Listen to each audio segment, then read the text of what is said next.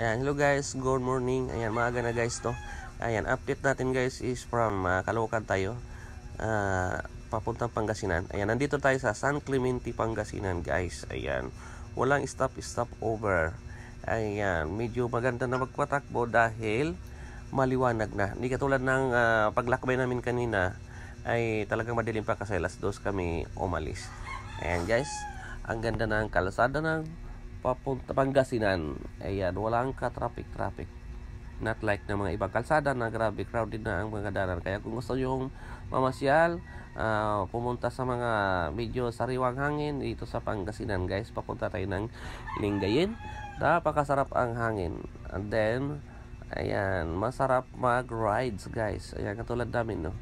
Dalawa lang kami nag-ride. Solo, vehicle kami. Ayan, isang tricycle lang. Tapos dalawa lang kami ng aking partner. Ayan guys, ang ganda ng tanawin dito. Puro kabasakan din. Yung mga kalsada, sa sobrang luwag ng mga kalsada dito, ayan, dito sila nagbibilad ng mga palay. Yan, nakikita nyo guys to.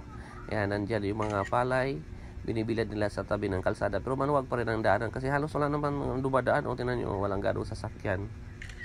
Kaya yun, ginamit nila yung mga kalsada sa pangbibilad ng mga palay. Ayan, makikita mo din dyan sa mamaya-maya yung mga sako na nakatayo. Ayan ang kanilang pagbibilad ng palay guys.